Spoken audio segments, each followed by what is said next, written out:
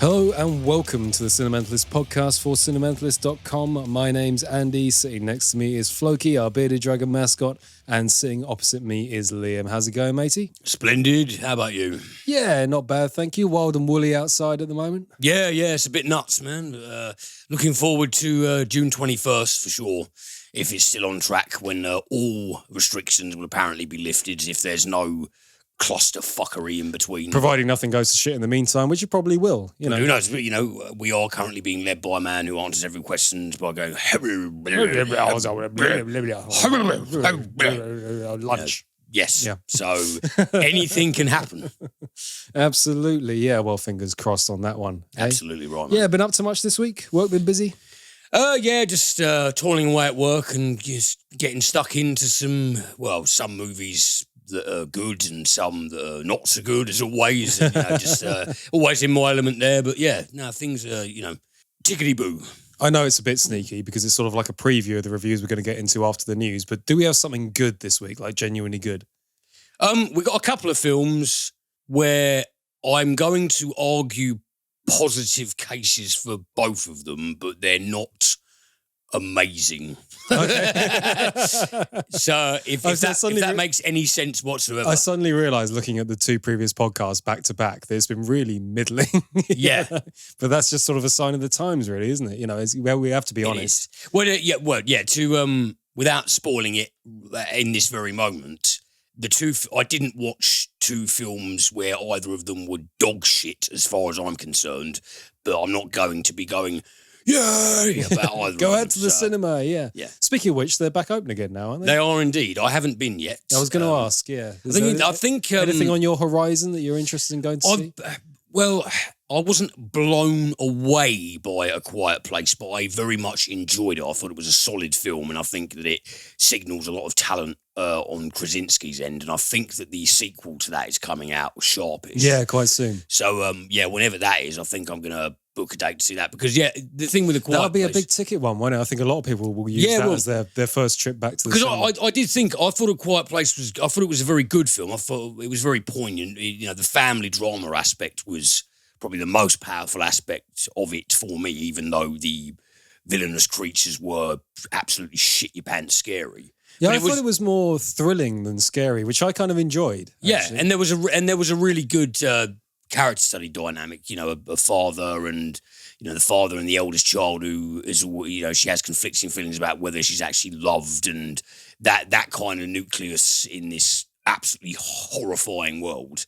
I thought it did a really good job. So and I think, as far as I'm aware, the sequel is essentially a sequel split with a prequel. I think it does. Oh, okay. So it's a continuation after the previous film's events, but I think it also has some flashback narrative before the chronology of the first film. So hopefully it'll be cool. I'm interested to see it. Yeah, I'll be looking forward to that one. But outside of that, no, there's not a thing. So. Well, to kick off the news then, there's some new movies getting added to Netflix quite soon. Yes. Or in production at the moment. There's certainly the Fear Street movies that are coming out in July. Now, Fear Street apparently was written by R.L. Stine, the famous author of the Goosebumps. Yeah. Oh, so they're horror films, right? Yeah, I've got an article from The Verge here. The 90s are back in Netflix's latest horror movies. A trilogy of movies based on R.L. Stine's classic Fear Street book series is coming to the streaming service in July. Plan your spooky movie nights accordingly.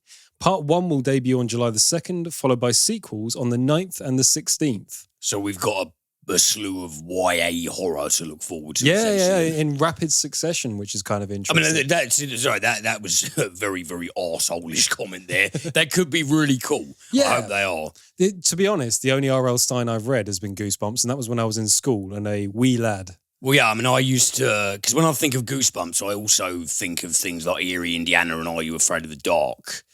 And while, that's very much nostalgia kick territory, as a nearly 33-year-old, that's not something that gives me much of a buzz anymore, like, squeaky preteen horror shit. Yeah. But, then again, I'm doing that thing where I'm taking a big shit all over it before I've even clapped eyes on it, which I should not do. Well, no one really knows a huge amount about this other than the premise of the books, obviously, so it doesn't say whether it's a teen drama or anything like that. The basic premise is In 1994, a group of teenagers discovers that the terrifying events that have haunted their town for generations may all be connected, and that they may be the next targets. Based on R.L. Stine's best-selling horror series, the trilogy follows the nightmares through Shadyside's sinister history. Each film will cover a different time period. The first will take place in 1994, while the sequels will explore 1978 and 1666. This is sounding bizarrely familiar to It. Yeah, a little. You know, it's just, again... I quite like the going back through time thing. So presumably that's the events of the relatively modern day, the precursor events to that, and then the real precursor events to that. And to release them all, it's sort of doing movies as a series, which is kind of interesting. Those close release dates together suggest that they want people to watch this as let's say each one of them is 2 hours long. That's 6 hours of content. That's a mini-series, really, isn't it? Yeah. By TV standards. So interesting staging going on here. I'm quite intrigued by what this is going to turn out like. This is an interesting thing for Netflix to do and to use an established author as well. And like I said, I remember the Goosebumps books being good, but then I remember a lot of things being good when I was 12. You know, I can't think of... I know they obviously serialised Goosebumps on the television, but I'm off the top of my head, I can't think of any feature-length adaptations been done of them. Not as far as I know. No, So, there were more short stories anyway, weren't there? They were very thin books. Yeah.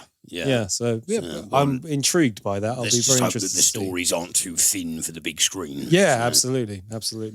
I'm sure this will get you excited, Liam. There is a Cher biopic in the works. Oh, you were being sarcastic. If I could turn back time. It's the Cher biopic from the Mamma Mia producers, and it's going to be written by Eric Roth, though. Oh, wow. Something interesting going for it. Cher tweeted this the other day. Cher is someone who tweets in all capitals. Now, what kind of dickhead would do that? Certainly not the person that runs the Cinementalist podcast Twitter feed. I'll tell you that much. But she tweeted, and I'm going to read this out verbatim, so it's going to sound weird because she doesn't write well. Okay, Universal is doing biopic with my friends. Judy Kramer, Gary Goetzman producing. They produce both Mamma Mia's, and my dear, dear friend, 4 years, and Oscar winner Eric Roth is going to write it. Forrest Gump, A Star is Born suspect, to name a few of his films, was what Cher said about this one. I'm not a big fan of Cher's music. However, I do think she's had a very, very interesting life. She was great in Moonstruck and she is a good actress. And in Mask with Eric Stoltz. Yeah. She was fucking great in those. She is a good actress, yeah. And she's had a really, really interesting life from the bits I know of it. I don't know a huge amount about her, and I've seen quite a few interviews with her as well. She often pops up on the talk show circuit. And she's very eloquent and witty and funny as well. So, I mean, you know, there's a lot of musician biopics going around, the Rocket Man and all that kind of stuff. It seems to be a sort of a trend at the moment. I wouldn't mind seeing a Cher biopic. Yeah, well, speaking of that, I don't think we actually touched it because I know that you're not a particular fan, but I am a massive Bowie head. I haven't seen that Stardust, but apparently it is unmitigated dog shit. Mm.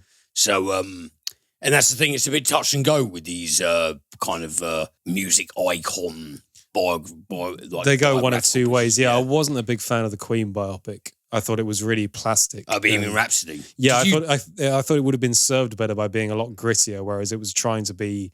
I don't know what it was trying to be, actually. I just found it very hokey. And I loved Rami Malek's performance. I thought that was great. I liked all the performances in it, actually. There was something about it, though, that was so idealized. I had a real sense that Brian May and the rest of and Roger Taylor and the rest of the surviving band had their fingers way too deep into it and were trying to make themselves look a lot cooler than they were. Do you know what I mean? I would have preferred more grit and more of a dark and dangerous rock and roll story. Because if you look at the lifespan of the band Queen, a lot of it was that. And instead it went for almost like a family-friendly approach that I found it was too mythicized, if you like. Yeah, I mean, that always sucks when that happens. Did you say that you had seen Rocket Man? Or? Yeah, I did like Rocket Man. You did, yeah? Yeah. Because I haven't seen it, but what I've heard secondhand, it sounds a bit weird. It's more of a musical. You know my deep and underlying hatred for musicals. Yeah. However, some of the numbers in it, there's a particular scene where he overdoses to one of his songs and he's taken through a hospital hallway and it's shot in like, it's almost like one of those kabuki Japanese silhouette shadow puppet things. Oh, wow. Okay. The lights behind him and the nurse is taking him off the bed and holding him up like a ballet dancer and things. I thought it was really stunningly well done. early to mid 70s Elton John, I think is fucking brilliant. Yeah, I thought Rocket Man, it's got its moments where you sort of, it's not a completely consistent ride, but overall I thought it was a really well done biopic. Better than the Queen one, then. Yeah, and it's a musical that I actually enjoyed, which is the rarest of things. So yeah, I would rate Rocket Man. But yeah, again, I would be interested to see the Cher biopic purely because from the fragments I know, she's had a very interesting life, and it'd be cool to see that done properly on the big screen. Yeah, for sure. And Eric Roth, a great writing talent. So could be a good woman. Here's some slightly worrying news. Thundercats screenwriter says fans are not ready for the film. Now, we covered this the other week. This is going to be directed by Adam Wingard. And I liked Godzilla vs. Kong very much, despite the fact that a lot of it was complete mumbo-jumbo nonsense. I kind of enjoyed that about it. And it got the central characters right, as in Godzilla and Kong. It got that bit right, and that's what held the film together. Yeah. And so I had high hopes for the Thundercats film for doing the same thing, at least getting the Thundercats right, and being a bit silly. However, the co-writer, Simon Barrett, has said... I will say this. Our Thundercats adaptation is going to be really, really cool. I don't think people are at all prepared for how long Adam Wingard has spent thinking about Thundercats. They're not ready for Adam's Thundercats movie. It's going to destroy. Now, that kind of, when a writer starts hyping up something like that, my bullshit detector starts quivering. You know what I mean? That suggests that they might actually be doing what did we say the other week about hopefully that it's a little bit tongue-in-cheek, a little bit silly. The last thing you want is a Thundercats film that takes itself in any way seriously. As soon as you say that what you've written as well is really, really cool, that's one of those things, like in order to be cool, you have to, you can't say you're cool or what you're working on is cool. I don't know why it works that way, but it does. And oh yeah, this is going to be fantastic. This is going to be amazing. This is going to be cool. The fans aren't ready for it. I don't know why, but my bullshit detector is quivering slightly on that one. I hoped they'd just do a little bit of a lampooning, a little bit of a pastiche, but it'll be a fun schlocky. Well, I agree, because I know that Saturday afternoon film. I know that, talking about cool as an abstract, but for example, any person I've ever met in my life who I would designate as being cool, one trait they've all had in common is the ability for self-effacement. Yeah, and they've never actually made arrogant pronouncements. The last thing that they would, if you asked any of them, do you think you're cool? They would say no. Yeah, so like you're absolutely right. It's something where there's a negation of that self-evaluation. You don't think of yourself or what you do as that way. You just kind of go with what organically means something to you.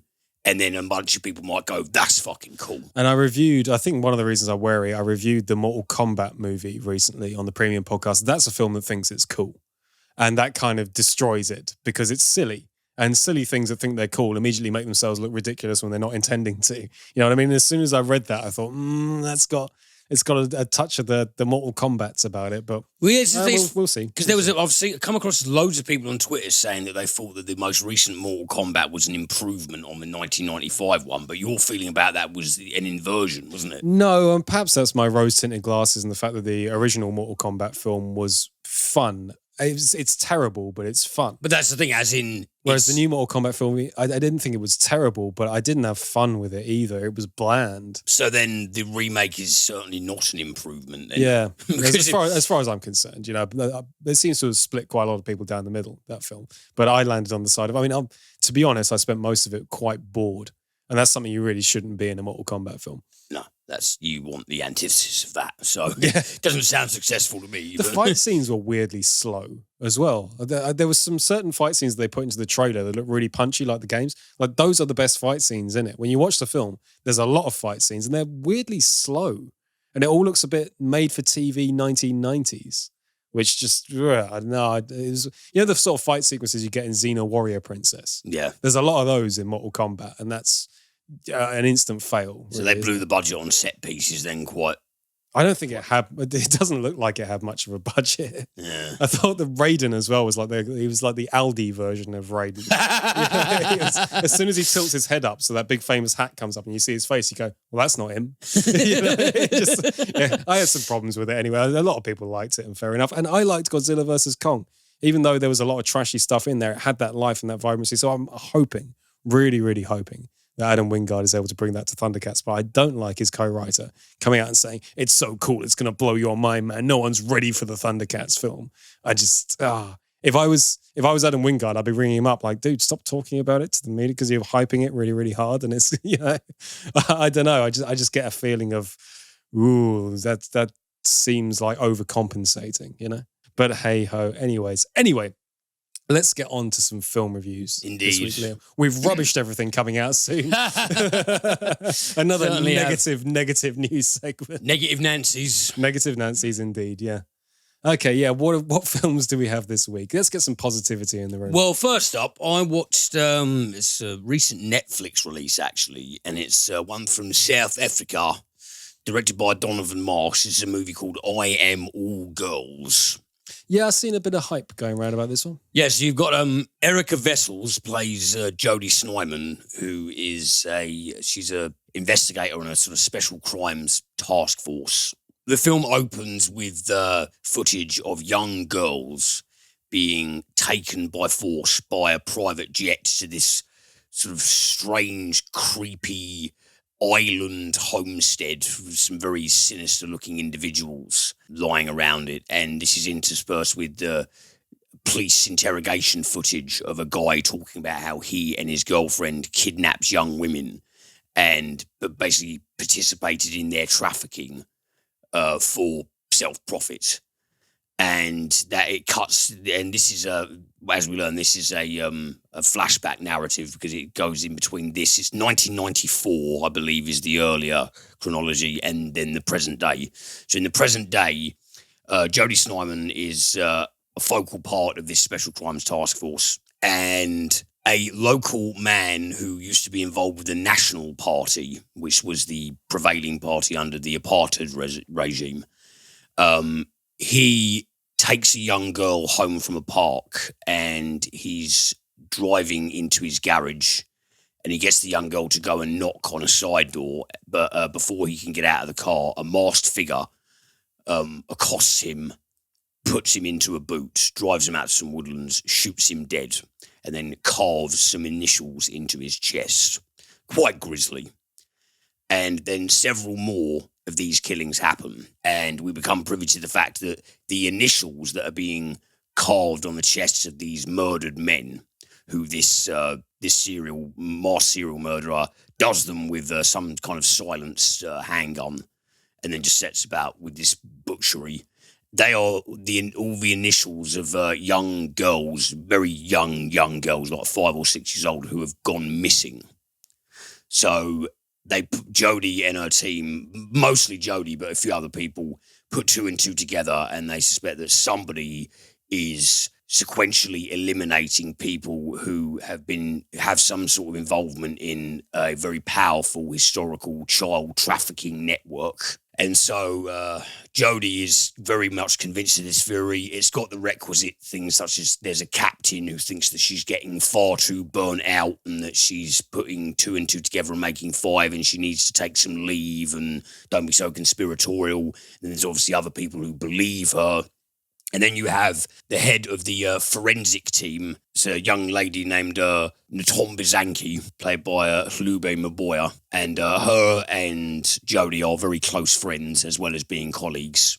And it turns out that Ntombazanke might have something to do with this spate of killings. And that also may have a corollary with her own past experiences. So it's a parallel of all of these dirty bastards being whacked out all over Johannesburg and Jodie desperately trying to connect the dots and fit the pieces of the puzzle together and see what can be done about it, and hurtling towards quite a dark and gritty conclusion. Essentially, I can tell you're dancing quite carefully around spoilers here, so quite a revealing, convoluted kind of essentially. I don't really want to give. That's fair enough. That's the thing. Yeah. So essentially, Jodie taps into. She propagates her theory that the members of a nonce ring are being killed one by one, and her best friend. The film never establishes it. They're very, very close, but I can't remember if the film actually establishes whether Jodie and Tom Bazanke are actually, if they're also romantically involved. I don't know. I couldn't remember if they're just very, very platonically close or they're also in a relationship. But either way, they're of very deep significance in each other's life. So there's quite a lot of stakes there in that Tom Bazanke may be quite instrumental in what's going on, and Jodie has absolutely no idea, but she's determined to ignore her more aggressively skeptical superiors and get to the bottom of what the hell's going on. So, I mean, this was quite an interesting film, actually, because it's pretty fucking disturbing. It's dealing with very, very upsetting and sensitive subject matter. And it does do that in a confrontational, direct way. The only way it should be done, because because with the non-linear visual method, the flashback scenes of young girls being taken to this isolated island retreat of very, very creepy, degenerate South African officials, it is extremely difficult to watch, as it bloody well should be. Sure, yeah. And so this is a film, it's a constant sort of doom and scuzziness pervading it, which you really expect nothing less. And it's quite an interesting way of coming at not only the fact that this is still happening to young girls, women of all stripes all the time, but also, I suppose, in an intersectional way, how societally women are treated, because Jodie she's being told that she's fantasizing about, what she thinks is the true nature of this case, what's actually going on. She keeps getting cast aside, and it really does fill you with well, why are they so insistent that she has nothing to go on? Are they worried about sort of blowing open a can of worms that could not because they're colluding, but because there is something that may or may not involve very powerful people. They're just worried about not getting their own shoes, covered in shit, and they don't want to risk it. Does that go hand in hand with the fact that she is a woman? Is that why she's being discarded? So it's an interesting angle to approach female empowerment from. I suppose the link between the fact that these are young girls being molested. Yes. So it's treatment of women of all ages, really. The young girls going through horrific things, and then women in positions of authority being put through their own challenges and their own. Sounds like there's some sort of dichotomy going on there. Yeah, essentially, because Jo, I mean, she pretty much only has, throughout the film, she has two people who really invest trust in what she's saying, and they believe her and they're prepared to help her. And one of them is Tom Bazanke, and the other one is a dude police officer who helps Jodie with the case. Everyone else, who are predominantly male, were just like, oh, you haven't had enough sleep. Her captain's always banging about, you need to take 3 months leave. How much sleep have you had? And so there is this necessary frustration there about stuff like this that always gets swept under the carpet, and it does predominantly affect young girls. And so what it is in the final analysis, it's a gritty retribution thriller, because it's not a film that reinvents the wheel narratively, but it goes to some very dark places. And I think it goes there quite boldly and confrontationally. I thought the acting was very good.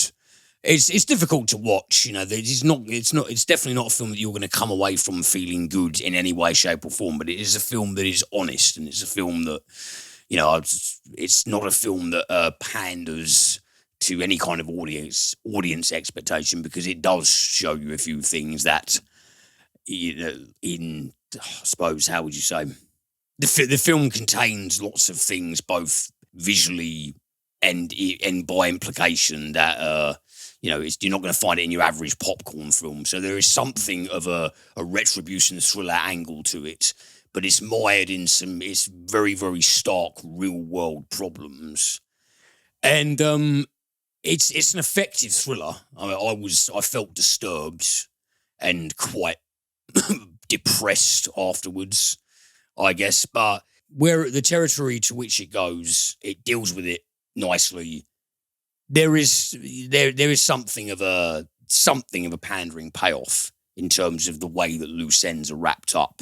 But it's something that I can sympathise with in narrative context. I can understand why it went towards that conclusion, even though the conclusion is I would argue that it's a little bit Hollywoodized, but all in all, it's a strong film. It's a film that will, at least to me, it will kind of put you in as I said before, a necessarily uncomfortable place of rumination, because this shit has happened for decades, is still happening. It's a horrible subject, but it's a film that's worth digging out because it's got balls. Ironically, because it's actually so sentimental. Well, yeah, it's got figurative. It's got well, not even figurative balls, because that's still like quite a. It's got it's got lady bollocks. it's got chutzpah. It sounds quite a punchy, quite a draining experience. It is, and as I said, but as you said, that suits the subject matter. It's never going to be a musical, is it? And don't watch it expecting any kind of highly original or brain-shattering plot twists or anything like that, because it doesn't have any of that. It follows something of a formulaic narrative, but it's grim. And were it not grim, it would have completely failed. Sure, yeah. So, it's quite a successful piece then. It does what it sets out to do. Yeah, I thought so. And second up, this has been getting shit tons of hate, this one. And I watched it a couple of nights ago, and I just can't, for the life of me, fathom why. But the latest film from Taylor Sheridan. Now, we've spoken about Taylor Sheridan before on the show. You know, his directorial debut was Wind River, which is a brilliant film with Elizabeth Olsen and Jeremy Renner. Like that one very much, about Indigenous women, their missing statistics and the fact that they disappear so often with no real thorough investigation taking place whatsoever. But he was also the writer for Hell or High Water, Sicario. Really, really talented dude. Well, Those Who Wish Me Dead, his latest film, is an adaptation of a novel by Michael Carita. And in the opening scene, two gentlemen arrive at the door of a very, very gorgeous house in a very big plush neighbourhood, and they present themselves as fire safety officers, and they tell the lady who answers the door, they go around doing residential checks, and they need to see if all of their infrastructure, their fire padding, everything in the house is tip-top. And they go in, it cuts to them walking out, and then about a minute later after they drive off, the house explodes. And it's dressed up as a gas explosion. But the truth of the matter is that the two gentlemen who went into the house, Jack and Patrick Blackwell, played by Aidan Gillen and Nicholas Hoult, they are very, very nasty motherfuckers indeed. And the reason they have committed this action is elucidated when it then cuts to Owen Casserly, played by Jake Webber. He's a forensic accountant who lives with his 10-year-old son, Connor. And it transpires that his forensic accounting has upset some extremely dangerous people because he stumbled upon some things that they would rather he not have. And it turns out that the guy whose family, who was murdered along with his family and had his house exploded to smithereens in the opening of the film, was the man who was spearheading an investigation into which Owen was conducting this forensic accounting. So Owen sees footage of the explosion on the news. He realises that this is in fact not a gas explosion. He knows that his colleague has been murdered. And so in a panic, he gathers his son Connor and they hit the road. And Owen gets in touch with his brother-in-law, Ethan Sawyer, played by John Bernthal, who is a police sheriff in Montana. And he tells them that something really bad is happening. I need to come to you. I'll explain when I get there, but we're on the run. We need to fucking go. The film then introduces us to Hannah Faber, played by Angelina Jolie. And Hannah is what they call a smoke jumper. You know what a smoke jumper is? I've heard the term, but I can't get to it off the top of my head. It's like a specialised firefighter. They're parachuted in to combat wildfires. Yeah. I'm sure I remember reading an article about them at some point. And the year prior to the film's events, Hannah failed to save three very young campers in the worst wildfire that she'd had to deal with up until that point. And it's left her very, very emotionally shattered, as it would most people. And it transpires that Hannah is also the girlfriend of one Sheriff Sawyer, and they have a bit of a contentious relationship. In fact, near the start of the film, he actually arrests her because her party trick is to get on the back of a fast-moving pickup truck and you don't ignite a parachute, do you? What do you do? Unleash a Deploy. parachute? Yeah. She gets in the back of a pickup truck and she does her parachute. I quite like the idea of igniting a parachute, though. It would be a bit counterintuitive. She puts her parachute into action and goes zooming off of it because, you know, she's a bit of a wild, crazy soul and that's what she does. And Sheriff Sawyer nicks her for sort of reckless behavior or whatever the fuck. And so there's this little sort of concentration of past relationships in this little pocket of Montana. Sheriff Sawyer is also happily married now and he's got a daughter on the way. So Owen and Connor are travelling down to Montana. It's either down or up because I can't remember where the fuck. I know that Montana's in the Pacific Northwest, but I can't remember where the fucking United States the Casselys actually are. So they're going from somewhere to Montana. Maybe Florida. I can't remember. But with the Blackwell, because they're brothers, the Blackwells, the Aidan Gillen's and Nicholas Holt's characters, they are brother assassins. And very, very efficient ones as well, scarily so. And they are in hot pursuit. The way that Hannah enters into the picture is that I don't really know how to get around this in terms of base plot description. Owen, the father, Owen doesn't make it. Right. So young Connor is now in the wilderness by himself. The Blackwell's got his dad. He manages to run from the scene and he comes across Hannah while she's in a fire tower overlooking like all of the Montana woodlands near the Continental Divide and all that shit. And she finds him and she sees that he's in a panic state and he looks injured. And so she promises to get him to safety. And with a little bit of exposition on his end, she realizes why he's been running through the woods looking and acting like he does and how grave this situation is.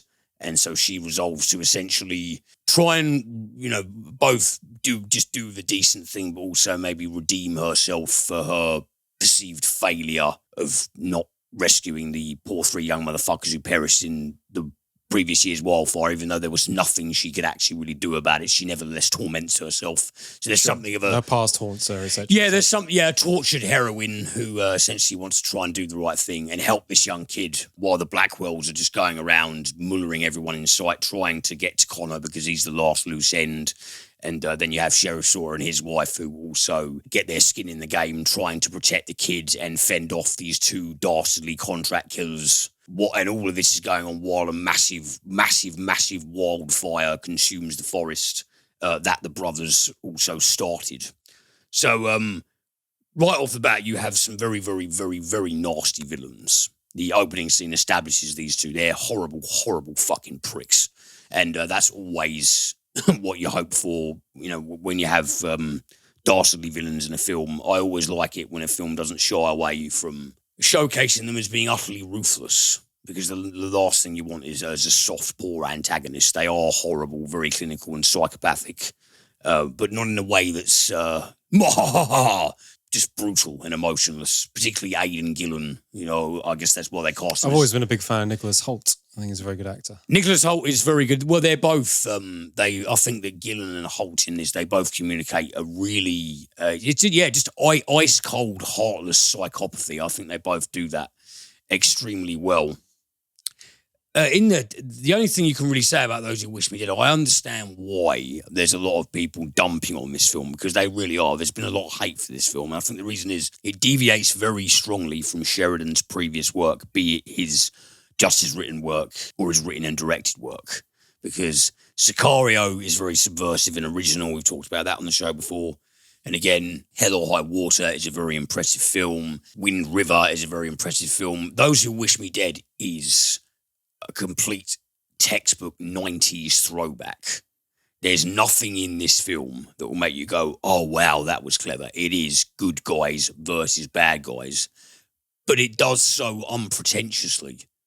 I've seen so many people all over social media going like, oh, the performances were so bad. Oh, the visuals, shit. Oh, they're just completely dumping it. Well, first of all, I don't think the performances were bad at all. I think Angelina Jolie did a perfectly fine job. I think the young kid, Finn Little, who plays Connor Casseley, did an absolutely brilliant job of a small boy who sees his father get murdered. I thought the grief he portrayed was incredibly convincing. this film has got pathos in spades. I don't know. I don't know if people are just shitting on it. You know, it sounds like I'm gatekeeping subjectivity here, but I don't know. I don't know why people are shitting on this so relentlessly. If they're just really pissed off that it doesn't hold a candle to Sheridan's previous work, or because it doesn't it doesn't have any tricks. It's the problem with setting yourself such high standards, isn't it? If your work's so revered, if you do something that's sort of a 7 out of 10 rather than a 10 out of 10, people are going to dump on it like it's the worst thing you've ever made. You know, we're going to be obviously discussing Tony Scott in the premium. If you like films, you know, certain films by Tony Scott, or films by, you know, involving people like Simon West, Jerry Bruckheimer, do you like stuff like Con Air? Do you like stuff like Speed? Do you like stuff like The Rock? That's what Those Who Wish Me Dead is. It's a 90s style throwback. And I have no problem with that whatsoever. And I did think that the fact that the two villains are such irredeemable fucking bastards does wonders for the suspense. And, you know, I did give a shit about the characters, and there's nothing mind-blowing about it. There are things that I would argue as being exemplary about Sheridan's previous work. Definitely so, and I'd make a case for that. There is nothing exemplary about Those Who Wish Me Dead, but I still cared about the identities on screen, and I wanted the good guys to beat the bad guys. I don't know what people go. What more can you say than that? You know what I mean? If you get invested and if you get involved, then it's a 90s. That's what it is. It's a 90s thriller, the kind of movie that would have made some serious popcorn fucking big tent bank in 1995. That's what Those Who Wish Me Dead is. And I have nothing against that whatsoever. You know, as I said, it's not, you know, if you're going to go into this expecting some real nifty scripting and red herrings or, you know, like some, you know, emotive sleights of hand, then, or you know, ingenious storytelling, then you're going to be disappointed. But if you want like a decent time killer, the ingredients are effectively executed. They are effectively put together. Rather, it does its job. So yeah, Those Who Wish Me Dead is fine. It's perfectly fine. You know what? I think I might give it a watch. Yeah, because I like those mid-90s. I like Con Air. You know, there's It's good. Good versus evil. I know we can sometimes be criticised for being occasionally down on things and maybe a little bit too harsh or whatever, but that doesn't seem like fair critique. I've got a soft spot for those 90s movies, the same as you. This is the thing. If this film had tried at any point to be something it wasn't, then I would have a problem with it, because it starts and finishes as a completely unpretentious, turn your brain off, root for the good guys, hate the bad guys thriller. That's what it fucking is. So, yeah. Job done. Yeah, job done. Indeed. All right, then. That brings me on to TV of the week, of course. 2 things to talk about this week, and one of them is not a docuseries. Right. Really? Yeah. Wow. Yeah. Just when you thought we'd fallen into a pattern, I subvert the trope. You bastard. Which actually ties in nicely to my second piece this week. But first, we must talk about a little TV series, mini-series actually, that's out on AMC in America at the moment and Amazon Prime in the US, and is, I'm reliably informed, soon to be on Amazon Prime in the UK. And I believe Sky is looking at buying the rights as well. So if you're a British listener, this should be coming up sometime soon for you guys. I think the only 2 things I know of AMC are Breaking Bad and The Walking Dead. Yeah, they've done a few more. They've sort of stepped up their game with TV stuff recently. Yeah. But this is called Spy City. Okay, cool. Which should give the sibilance monitor on our sound something to work with. Spy City. Sorry for the S's there if that came through too badly. This is set in the early 60s, primarily in Berlin. It stars Dominic Cooper, and it's based on a screenplay by William Boyd. Now, William Boyd is a novelist, a Scottish novelist, and he's known for, he's done lots of sort of short stories and novels and things, but he's also written one of the licensed James Bond novels, released in, I believe, 2013. So he's got some form on this one, given that the title is, of course, Spy City. But yes, we're early 60s. We're in Berlin. Obviously, this is the time when the Berlin Wall was going up and Germany and Berlin were divided into East and West. And we meet Fielding Scott. That's a hell of a name. Fielding Scott. Yes, well done, William Boyd. James Bond he is not. No, most definitely not. We first meet Fielding Scott in the bathroom of a grimy neon-lit cafe in Berlin. And he's meeting somebody, and somebody who's supposed to be another secret agent, it is made very clear. And they are there to exchange information and hand over parcels. And as they're about to make the exchange, a cleaner walks into the bathroom and interrupts them, or he hears them coming down the hallway anyway. Oh shit, the cleaner's coming. They're going to rumble us. So Fielding Scott goes into one of the cubicles and shuts the door. And he's looking through the doorway to make sure, to see when the cleaner's going to leave. And he notices that the man that he was supposed to be trading information with is pointing a gun at the cubicle door. So Fielding Scott rolls underneath to the next cubicle, bursts his way through, beats up the agent that he was supposed to be meeting with. The agent ends up killing the cleaner by shooting him in the back of the head. Fielding Scott gets into a bit of a fight and a tussle, and he bashes this guy's head, the back of his neck, against the urinal and kills him stone dead. And there's silence.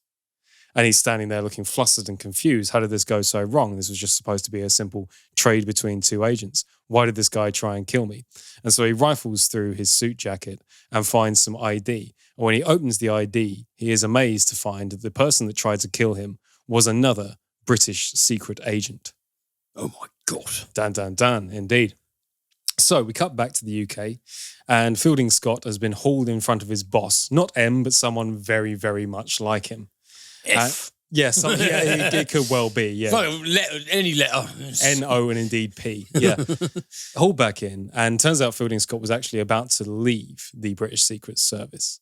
But because of his disgraceful conduct in Berlin, where he managed to murder a British agent, he's being brought back in for one more job, despite his protestations that this guy tried to kill me. Why is no one concerned that a British agent tried to kill another British agent? But anyway, they just view it as a gigantic fuck up, and they say, look, if you want to keep your service record and not be imprisoned or you're sent off in disgrace, you need to do one more job for us, which is to go back to Berlin and facilitate the extraction of a scientist there. This scientist has developed a new gyroscope targeting mechanism for missiles. And so they very much want him to come back over to the Allied side, give the technology to them, because it'll be useful. And we're talking about sort of the early to mid Cold War, the early 60s. So this will be useful information. You go back over to Berlin. So Fielding Scott goes back, of course, although he is concerned with making sure that this scientist is brought back, he's also far more concerned with the idea that why did a British agent try and kill me? There's some sort of double cross situation going on here. And he also meets up with Séverine Bloch, played by Romain Poital, and she is a French secret agent. And when she comes across him, she's very surprised indeed, because she assumed that Fielding Scott was dead. All she heard was that in a German cafe, a Secret Service agent, a British Secret Service agent, was murdered. And then obviously he had to flee the country afterwards. So she's assumed that he's dead. It's revealed that they are lovers, of course. And after a bit of back and forth, and she slaps him around the face and goes, oh, I thought you were dead. And then they make furious and quite graphic love, all within 30 seconds of meeting each other. She then tasks him with yet another mission on his portfolio, which is that she's looking for a German SS officer that is now living in Berlin that she believes tortured and killed her husband during the war. And so that's where I'll leave it. Fielding Scott, secret agent extraordinaire and definitely not a cut-rate James Bond, is in Berlin performing secret missions and watching out for double-crossing and backstabbing, as all secret agents must do. All make sense? Yeah, just about, yeah. So yeah, I mean, I'm not familiar with the works of William Boyd.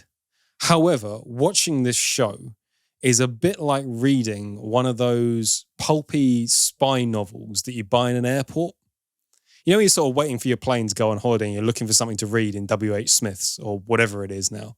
And you're just searching around and you think, you know what, that'll do. Is this a charitable way of saying that it's crap? Well, no, I've got more to say on it than that. But it's got that pulpy nature. Now, if you're anything like me, you buy one of those novels, you start reading it waiting for your plane. You get on the plane, you read a bit more of it. And then despite the fact that it's a little bit trashy, you find the first few days of your holiday are taken up attempting to finish this book. Because although it's a bit trashy, and although it's a bit cut rate, and although it's an obvious James Bond ripoff, it's got enough of a hook and it's got enough of a punch and it's got enough of a pace that it actually sort of draws you into this world. Yeah, definitely. I know what you mean. That's certainly how Spy City takes off, at the very least. It's also very vividly shot, which is nice. The cinematography is really, really good. It reminds me, actually, in the way it looks, of something Taika Waititi said when he was filming Jojo Rabbit, is that he was determined to do a version of Berlin. Obviously, that was set towards the end of the war in Germany and in Berlin. But he was very aware of the fact that Berlin previously had been portrayed, in people's minds, it sort of exists in black and white. And then it was all doom and gloom and grey and miserable. Whereas actually Berlin, right up until the very end of the war, was a thriving, bright and vivid city. And so he wanted to get a sense of that through Jojo Rabbit. This is shot in very, very much the same way, although obviously we're dealing with a post-war Germany now. It's got a lot of bright pastel shades and clear-cut lines and that sort of thing. And it's a very vivid, punchy kind of visual style, which I quite enjoyed. Also, the first episode, at the very least, is very, very pacey. Actually, I'd go as far as to say too pacey. Very much in the same way that those trashy novels are. It really is desperate to get its exposition out the way as quickly as possible so you can see Fielding Scott go off and do something interesting, punch someone in the throat and all that kind of stuff. On that point, actually, although he is definitely a James Bond knockoff, and Dominic Cooper plays him that way, and that's the way he's written at the same time, he's much closer to the novel version of James Bond, the Ian Fleming version, which obviously, given William Boyd's credentials as a writer that's actually written Bond in the style of Fleming, makes a lot of sense. There's a nice moment when he's confronted by a Stasi agent out of absolutely nowhere. And rather than get into the sort of the James Bond set piece where they fight each other for 5 minutes, he simply punches him in the throat and then drowns him in a puddle. Which I thought was kind of cool. You know what I mean? That's brutal, man. Yeah, but it's closer to reality. And it's closer to the James Bond original aesthetic, which I kind of appreciated. He's a bit of an arse, is Fielding Scott, which again fits with the sort of novel version of Bond. An arse or an arsehole? An arse, I would say. You kind of like him, but he's a bit up himself, and right. There is a bit of the kill someone flippantly and then adjust your tie and go to lunch. It's just... Sounds right to me. Bond does a fair bit of that as well, but it's quite softened. Even in the recent Daniel Craig ones, that's quite softened. Bond is quite likeable. Fielding Scott is less likeable, and I appreciated that about it. It does have its problems, though. For a start, around about halfway into the second episode, and bear in mind this is only 6 episodes long, it starts doing a lot of dialogue exposition. The problem with that is it's not very good at dialogue. And so you get scenes that are really flippant in a way that I initially found, I thought they were jokes initially. I thought they were going for some sort of absurdism kind of thing where it was supposed to be funny. And then I went back and rewatched and thought, no, it's not supposed to be funny at all. At one point, Fielding Scott meets a foreign agent underneath a bridge to exchange information, the old spy classic kind of thing. And the guy walks up to him and essentially says, it's something to do with the photograph and that guy. And Fielding Scott goes, the photograph and that guy. Thank you very much for your information. And the scene ends. And it's just like, so you didn't write that at all, right? It's just the most cursory, flippant dialogue. You thought they were, doing essentially a parody of that kind of... I got a weird sense. I mean, obviously this is a multicultural production. This is, there's a lot of actors from Germany, a lot of Russian actors, that sort of thing as well. I got a weird sense, and I don't know if this is true or not, but I got a weird sense that a lot of the dialogue wasn't originally written in English. Yeah. It's almost like, when you feed something to Google Translate and then you take that result and you feed it back into English again and everything's slightly wrong and in a way that a British person wouldn't talk. I'm just thinking of the skit in Tree Abbey TV where Dom Jolly would pretend to be an Eastern Bloc spy, go up to a random member of the public on a bench and say, you are not Grey Squirrel. There is a bit of that. And it's taking itself very, very seriously as well. There's some moments of high drama that didn't work for me as well. At one point, obviously I'm going to be very, very gentle with this to avoid spoilers, but at one point one of Fielding Scott's allies gets killed. And after he gets killed, Fielding Scott sort of walks flippantly towards the camera in slow motion, puts his hands in his pockets and stares out the window. And I almost want to criticize Dominic Cooper's acting in that scene. It's not Dominic Cooper's acting. He's perfectly fine throughout it. The director obviously called for that and the writing obviously called for that. And the way it's done is just, it takes like 2 minutes for him to reach this window. He looks out of it and gets a bit misty-eyed. And it just didn't work for me in the slightest. It's a weird mix, this. It's a weird mix of pulpy spy novel that I actually quite enjoyed, and bits of dialogue and things that are ropier than they should be. There was a particular scene where Fielding Scott and his boss are having a chat, well, not his boss actually, his boss in Berlin, his lesser boss, if you like.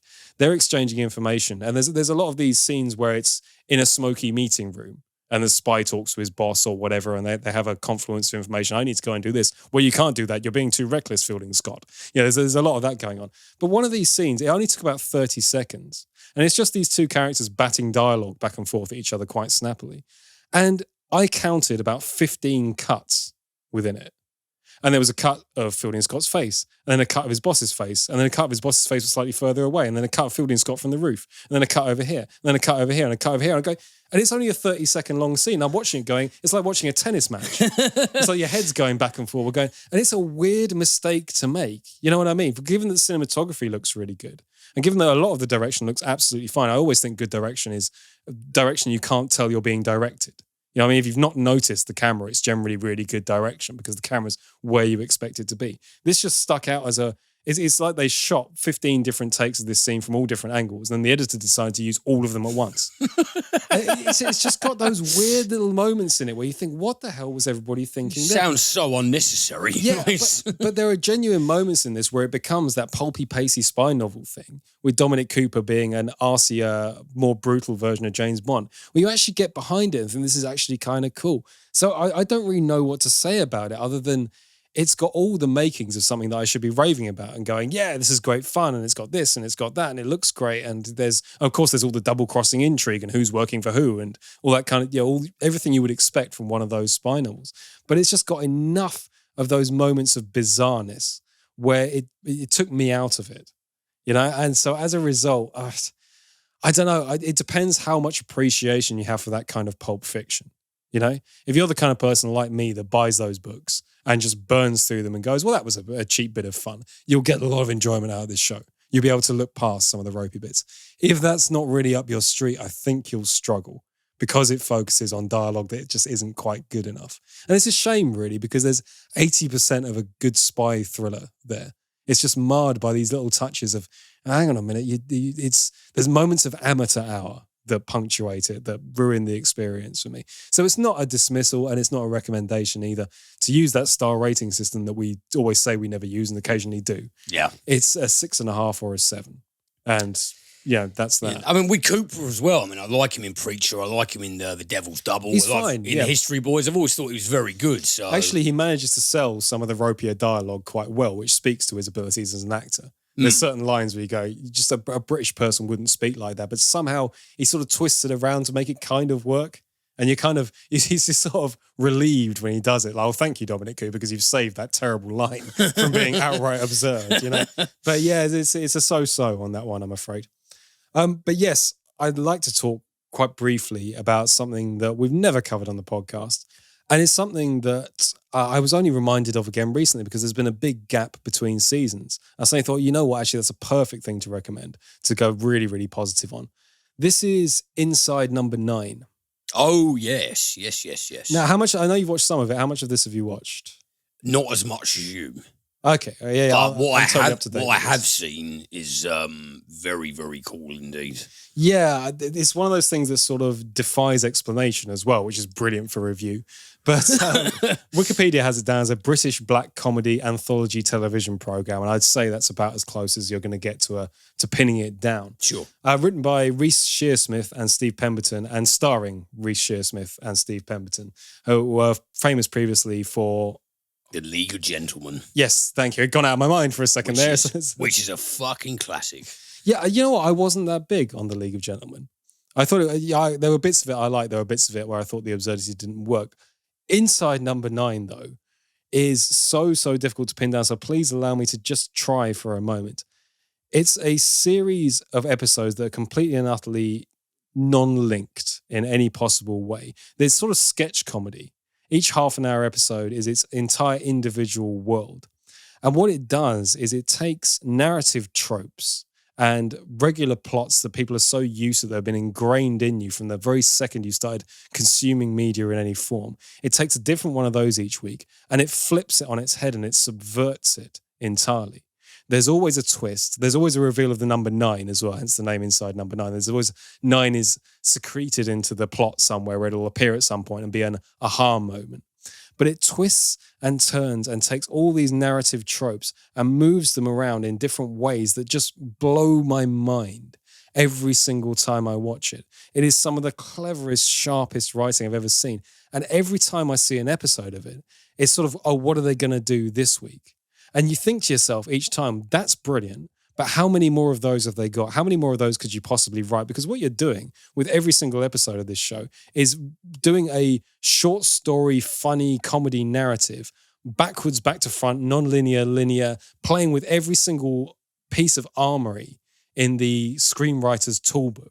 Every single toolbox, rather, or playbook, whichever you'd like. Yeah, there's toolbooks, there's books describing tools. Yeah, sure. Yeah. But they manages to do that in such a fresh way every week that every single time I'm blown away.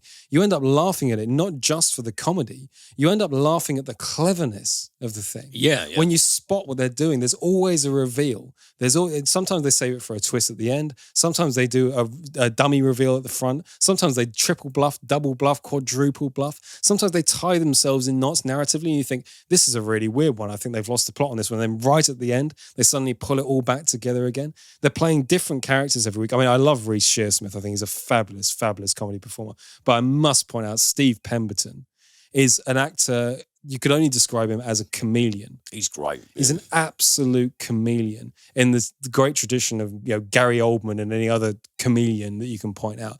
His characters are so vividly different that it's just a joy to see which character he's playing this week because you lose Steve Pemberton immediately every single time. And all of these characters are so distinctly polar opposite from each other. And he does it each time in such a way that once you get over the fact that he's wearing a wig this week or some funny buck teeth or something like that, stuff that would be so easy to sort of, oh, okay, so that's your character definition right there. All of a sudden his performance starts and you forget you're watching him. He is so talented. And Reece Shearsmith is, of course, as well.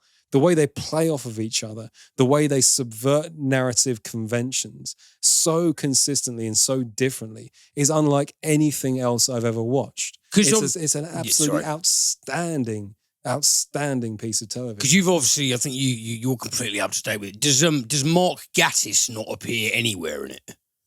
Or off the top of my head. Oh yeah, actually, I think he does. Because obviously he was the third member. Because they're doing these different plots each week as well. It's a good excuse to bring in a lot of big actors and actresses as well. There's a lot of big names turn up doing these bit parts. I mean, some of them as well. To say it's a black comedy, some of them are really heartbreakingly sad as well. There's one about I don't really want to spoil it and give it away, but I kind of wanted to just give a quick example. But it's about this guy who is out running one morning and he finds one shoe left outside of his house.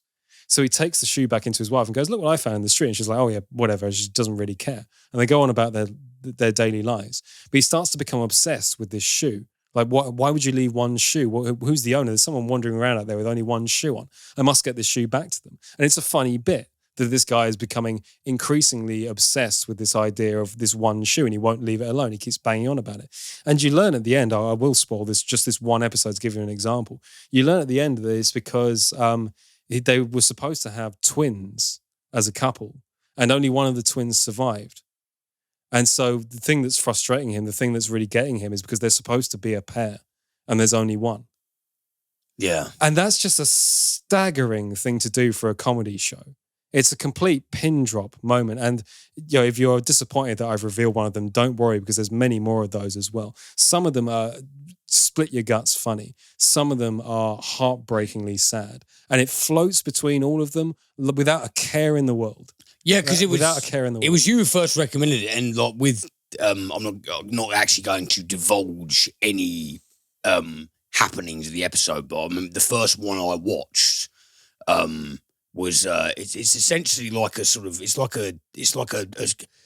essentially a caper done in the style of a silent film. Oh, that's one of the best ones. Yeah, I think that's the second episode of season 1. That was the first one I watched, and I was just like, this is really fucking amazing stuff. They're doing a silent film, but also as a burglar comedy caper. Yeah. And I was really, really impressed by it. As I said, I've seen that and literally a couple of others, but each time it has been this show is really something. I don't know why I haven't caught up with all of it. I keep expecting them to run out of ideas, and they never, ever do. It's just the most unbelievably clever, sharp writing and brilliant performance. And that mixture of comedy and pathos, there's nothing quite like Inside Number 9. And the new season is out at the moment. I watched the first 2 episodes the other day, which are brilliant. Every single episode of Inside Number 9 is brilliant, despite the fact that they're all completely different. There is no such thing as a failure episode. I keep waiting for them to fall over with an episode that is even slightly average, and they never do. If you're interested in the way story and narrative is constructed, if you're interested in the way comedy works,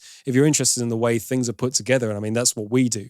We review things. We look at the finished product and then we take it apart afterwards as to why it worked or why it didn't work. So if you're interested in all of that, Inside Number 9 is like a masterclass of how to take those pieces, swivel the jigsaw around. It's like taking it. Here we go. Here's an analogy for you, and I'll finish on this. What they do is they take stories that are like finished jigsaw puzzles.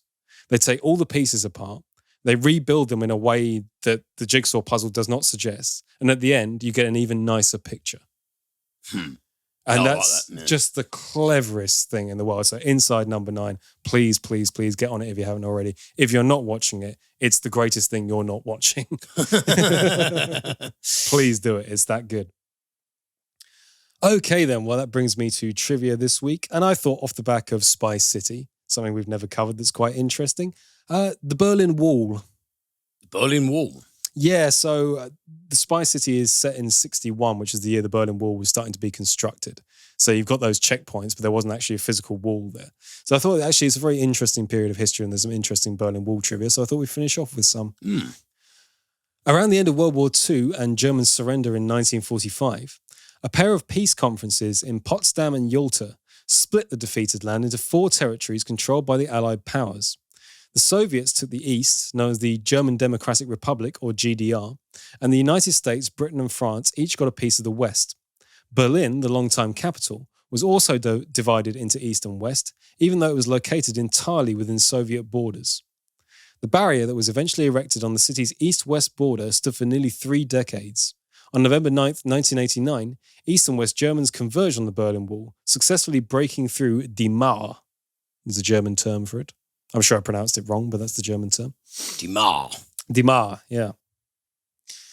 In addition to the concrete and barbed wire, the 96.3-mile wall came with 302 observation towers, 259 dog runs, 20 bunkers manned by more than 11,000 soldiers, and more than 79 miles of electrified fencing.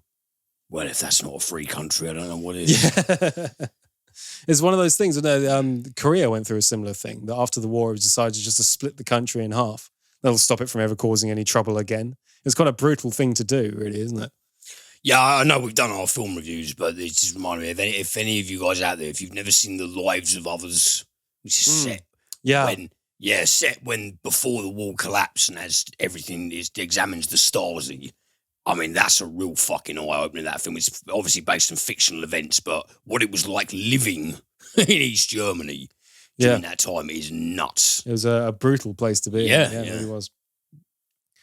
Hollywood often portrays the border control guards as austere and soulless machines who did as they were told, fully obedient to the East German regime. In actual fact, many of these guards would try to escape themselves, using their uniform as a way to get into West Berlin without any more questions being asked. In the first 2 years of the wall's existence, more than 1,300 desperate guards escaped their oppressed lives and duties by fleeing to the west. Understandable. That's a lot, isn't it? 1,300 guards just decided, screw it, I'm going. It certainly kind of flies in the face of the efficacy of how great a system it was, isn't it? Like, fuck this. Walls never work. Ask Donald Trump.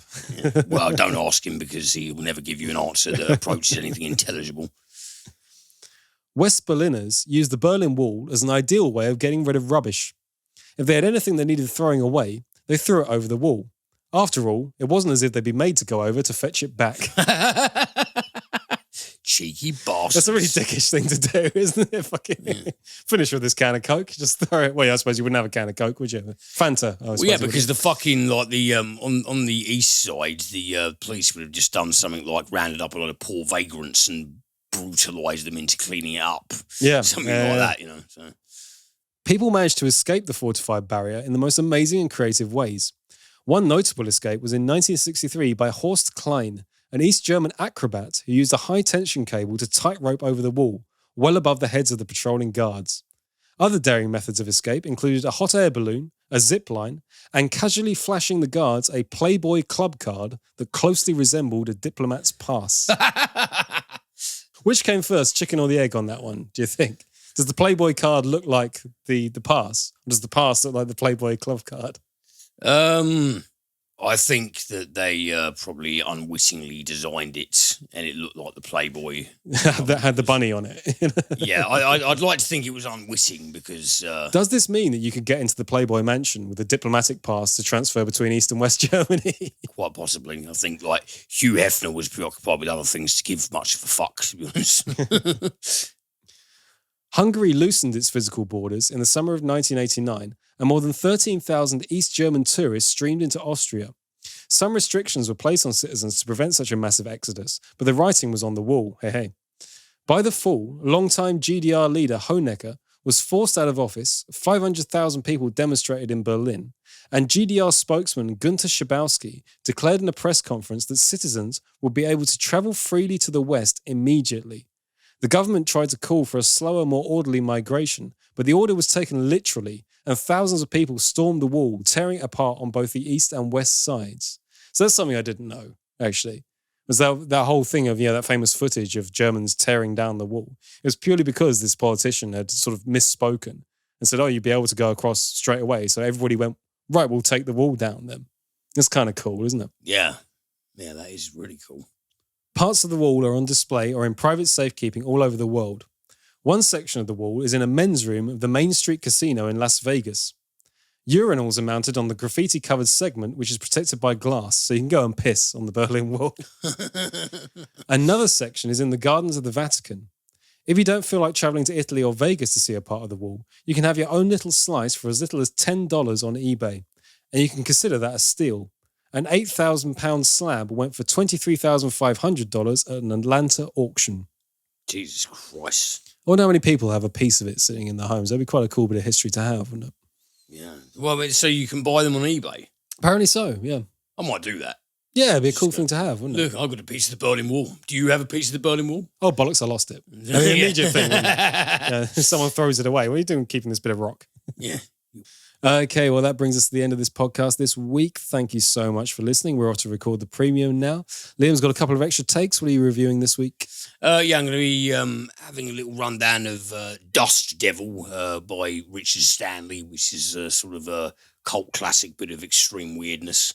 And also Revenge, which is a bit of an overlooked Kevin Costner vehicle directed by Tony Scott. Yeah, and we're going to use that to bounce off onto, Tony Scott as a filmmaker. Yeah, going to segue into a couple of, a handful of Tony Scott titles and talk about why he was actually a lot more underappreciated than he deserved to be. Yeah, I mean, of course, Ridley Scott is considered one of the great giants of cinema. He's remembered and mentioned in the same thing as Orson Welles. Oh, of course. Hitchcock and all and that he kind of stuff, and he deserves it. Tony Scott made fun films for the most part, But he made fun films very well. Yeah, and we thought it was actually high time, given Liam's extra take this week, to actually give him a rundown and appreciate his works, because a lot of them are very, very good indeed. Yeah, they are worth mentioning. So if you'd like to join us for that, please do consider checking out the cinementalist.com Patreon page. If you go to cinementalist.com, there's a link there, or if you give us a Google, that's the first link that comes up, which is very convenient indeed. If not, we will see you for the free one next week. Anything to add, Liam? No, just thank you very much as always, guys. Hope you enjoy the content. And follow us at Cinementalcast and Liam at... Liam at the movies at Wacko Jacko's Flicks. Nearly completely lost that one. Yeah. Well, all the UK... Follow us on Twitter. All the UK people, it's past May the 17th now, so you should be out in those pubs getting pissed. For us, do it. And then come back home and listen to two drunk idiots on a podcast. Absolutely right. Okay, guys, thank you so much for listening. Hope to see you on the premium. If not next week, take it easy.